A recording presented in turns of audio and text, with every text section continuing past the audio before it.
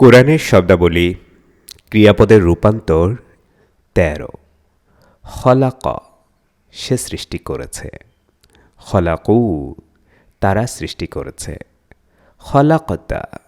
তুমি সৃষ্টি করেছ, খলাকতুম তোমরা সৃষ্টি করেছ, খলাকতু আমি সৃষ্টি করেছি, খলাকনা আমরা সৃষ্টি করেছি, ইয়াখলুকু